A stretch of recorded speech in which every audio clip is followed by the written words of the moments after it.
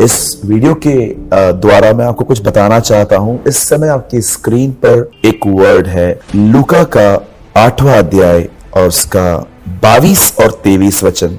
फिर एक दिन वह उसके चेले नाव पर चढ़े और उसने उनसे कहा, आओ झील के पार चलें। अतः उन्होंने नावें खोल दी। जब नाव चल रही थी तो वह सो गया और झील पर आंधी आई और नाव पानी से भरने लगी और वे जोखिम में थे।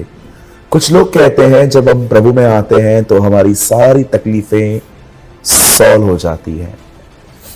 मुझे लगता है ये आज की सदी का सबसे बड़ा झूठ है, जिसमें यह बताया जाता है कि प्रभु में आने के बाद आपकी जिंदगी में कभी कोई तकलीफ नहीं आती है। मुझे लगता है ये भीड़ इकट्ठी करने के नए तरीके हैं ताकि लोग, क्योंकि हर एक के पास तकलीफ है। बाइबल नहीं कहती कि प्रभु के आने के बाद आपकी तकलीफें बिल्कुल खत्म सी हो जाती हैं। मैं इतना जानता हूं कि जब हम प्रभु में आते हैं तो नो डाउट वो हमें तकलीफों से निकालता है, लेकिन इसका अर्थ ये नहीं है कि तकलीफें नहीं आएंगी। इसी के कारण आपने देखा होगा जब लोग तकलीफ में आते हैं तो वो प्रिपेयर नहीं होते हैं और वो हिलते रहते हैं।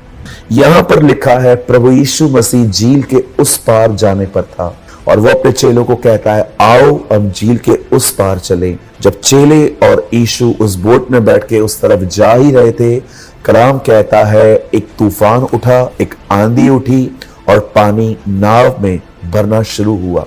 मुझे बताइए, अगर यीशु नाव में है तो क्या तूफान नहीं आया?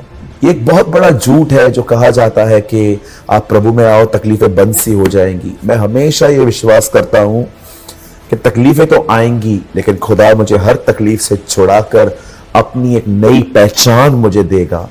बाइबल बताती है उसने फिरौन के मन को कठोर किया और विपत्तियां डाली और इजराइल पे उसने अपने आप को प्रकट किया कि वो कितना सामर्थी है। क्योंकि अगर इजराइली उसकी सामर्थ को नहीं देखते तो उस पर भरोसा भी नहीं करते। मेरे भाइयों, मेरी बहनों, मैं आप में से हर एक को कहना चाहता हूं, जब यीशु उस बोट में था तो भी तूफान आया, तकलीफ आई, लेकिन चेलों ने उसे जगाया। जगाना क्यों पड़ा? क्योंकि वो सोया था और जैसे वो उठा उसे तूफान को शांत कर दिया और वो लोग बहुत ज्यादा अमेज्ड हुए, शॉक हुए कि तूफान और पानी भी इसकी आज्ञा मानते हैं। अब मैं आपको एक रहस्य बताना चाहता हूं। चेले डर गए, यीशु सोया था। ये कैसे हुआ? आप जानते हैं, अगर आपकी शांति एक अच्छे माहौल पर निर्भर करती है तो आप कभी शांत नहीं रह पाएंगे। आप जानते हो, जब चेले उस बोट में चढ़े, उनका जो माइंडसेट था, उनकी जो शांति थी, वो एक अच्छे मौसम में थी।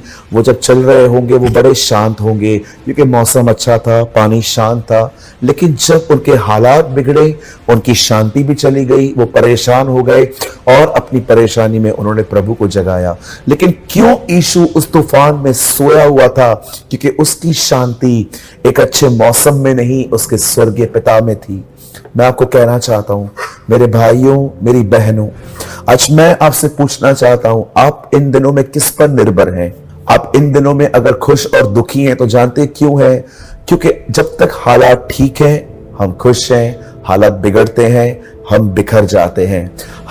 हमारी खुशी हमारे हालातों पर निर्भर नहीं होनी चाहिए। हमें हर समय खुदावन की तरफ देखना चाहिए और उसमें निर्भर होने के कारण हमें शांति होनी चाहिए। मैं आपको एक छोटी सी बात समझाना चाहता हूं।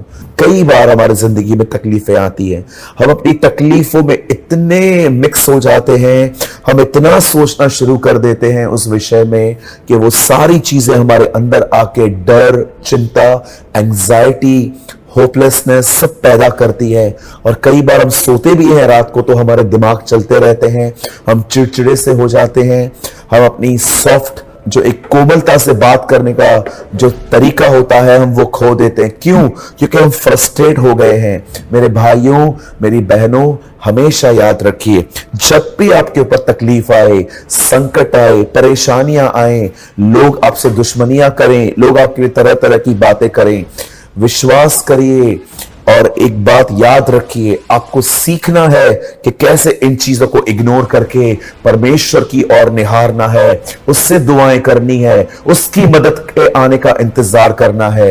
यही चीज आपको तूफानों में सोना सिखाएगी, यही चीज आपको शांत रहना सिखाएगी। आपको ये बात जाननी है कि आप भले कहां भी रहें, आपका मन उसमें रहे, आपका फोकस वो रहे। तकलीफें तो जब तक आप जिंदा हैं आएंगी, संकट तो आएंगे। आप हमारे प्रभु को ही देख लो, उसके पहले दिन पे ही उसे कहां कहां पर लेके भागना पड़ा ताकि वो हेरोद उसे मार न दे। और आप देखिए उसका अंत लकड़ी पर हुआ, क्रूस पर हुआ। और आज भी उसके संकट खत्म नहीं हुए हैं। वो आज भी इस दुनिया में बुरे से बुरे लोगों को बचाना चाहता है। मुझे लगता है इस दुनिया के अंदर सबसे अंदर टूटा हुआ व्यक्ति जो है वो हमारा परमेश्वर है, जो अपने लोगों को नाश होते हुए देख रहा है। लेकिन देखिए वो गिव अप नहीं कर रहा, वो हर एक को सुसमाचार बता रहा है हमारे द्वारा ताकि वो लोग बचें। हमारा भी यही एटीट्यूड होना चाहिए।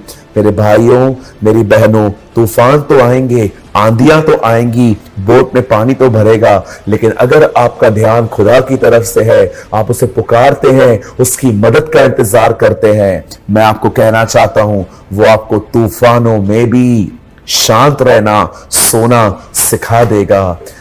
वेट मत कीजिए कि तकलीफें चली जाएंगी, उसके बाद धन्यवाद दूंगा, उसके बाद शुक्रगुजारी करूंगा, उसके बाद आनंद करूंगा, उसके बाद मैं परमेश्वर के लिए बहुत कुछ करूंगा। नो, आप जहां कहीं भी हैं उस पर भरोसा करिए कि वो सही समय पे आपकी मदद करेगा और उस भरोसे में सोना सीखिए।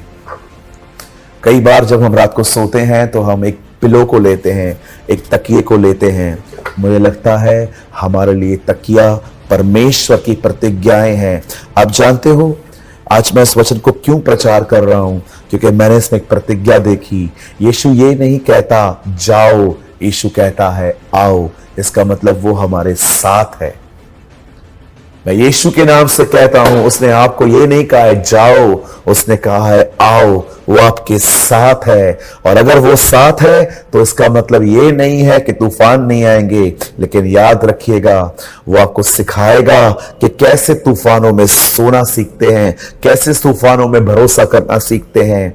और एक दिन आएगा जब आप सोना भी सीख जाएंगे, वो उठेगा और आपकी तकलीफों को कहेगा शांत हो जा, क्योंकि मेरे बच्चे ने मुझ पे भरोसा किया है।